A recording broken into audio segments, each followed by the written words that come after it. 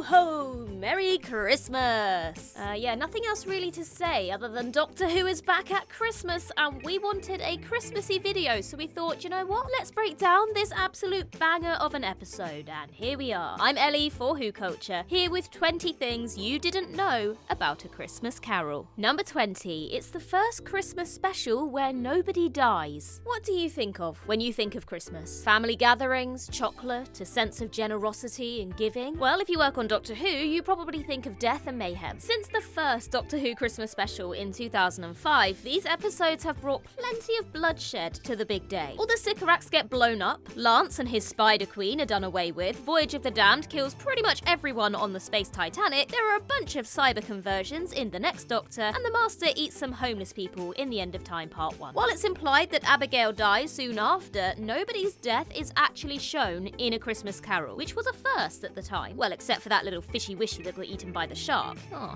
poor little guy. We spoke about a few other Doctor Who Christmas specials there, but I want to know what's your favourite. Let us know in the comments down below. I would say, for obvious reasons, that one of mine has probably got to be The Husbands of River Song. Number 19. Sardi Town was built from colony ships. The bulk of the action in A Christmas Carol is set in Sardi Town, named after the powerful Sardic family. It's not a particularly jolly place, reflective of its miserly owner, with everything seemingly built out of scrap iron and discarded metal. And there's a reason for this. On the episode of Doctor Who Confidential that accompanied A Christmas Carol, set decorator Julian Luxton explained that the original settlers in Sardi Town arrived via huge ships, which they then broke down and used to build everything. Whether this was always the plan or not, it adds an additional layer of character to the settlement. Its first inhabitants literally built it from the ground up with what little materials they had. Number 18. The shark had a code name. Because an episode featuring the Doctor, Dumbledore, and an opera singer wasn't weird enough already, Stephen Moffat decided to add another surreal element to the special: a flying shark. This shark ends up saving the day as the Doctor uses the half of the sonic screwdriver stuck inside it to help dissipate the clouds. The crew went to great lengths to keep this element of the story a surprise, even going as far as to come up with a code name for the creature. Lawrence Belcher, the actor who played young Kazran, decided on this name, and he chose Clive. The shark was called Clive. This allowed the crew to say Clive instead of Shark in order to better protect the secret. It's a good job they didn't call it Bruce, because they may have given the game away. Number 17. Moffat wrote the script in unusual circumstances. In the first half of 2010, air travel across Europe was thrown into chaos when a volcano in Iceland erupted, billowing clouds of ash into the sky. This gigantic earth sneeze meant that flights were cancelled left, right and centre out of fear that aircrafts might be damaged. Thousands of people were affected by this, including a certain Scottish showrunner. Along with Matt Smith and Karen Gillan, Stephen Moffat was on a press tour in America around the time of the eruption. Left stranded, he decided to distract himself by writing the script for what would become A Christmas Carol. There was just one problem. He was in Los Angeles and it was sweltering. Hardly the most Christmassy place on earth. To get into the festive spirit, Moffat kept his air conditioning on full blast and listened to nothing but Christmas songs all day. He must have hated Mariah Carey by the end of that process. Number 16. Arthur Darville gets an upgrade. The man behind the lovable Rory Williams was largely absent from the first half of Series 5 before picking up more regular roles towards the end of its run. Most of them involved him dying, but they still count. He's not in A Christmas Carol much, but he'd clearly become an integral part of this TARDIS team by this point. As a result, Arthur Darville's name appears in the show's opening credits for the very first time, making him the 16th different actor to appear in New Who opening title sequences. Making the title sequence is nothing to sniff at, but if Darville could have chosen when to make his debut, he probably would have picked an episode where he had just a little bit more to do. Number 15. The Spaceship copied the Enterprise. Outside Sardi Town, the other main location in A Christmas Carol is the starliner Thrasymachus. That's also the name of a real-life Greek philosopher and teacher, so there's another fun fact for you. And it wasn't just history that this craft borrowed from, as it also took inspiration from a fellow classic sci-fi show. The bridge of the ship where Amy and Rory speak to the Doctor in their funny honeymoon outfits was designed to replicate various different incarnations of the Enterprise from Star Trek. This could be because the first J.J. Abrams directed Star Trek movie had come out the year before, so it was fresh in the Doctor Who team's minds. Either way, the similarities are clear. Number 14. Abigail's song was very last minute. A Christmas Carol featured a marvellous performance from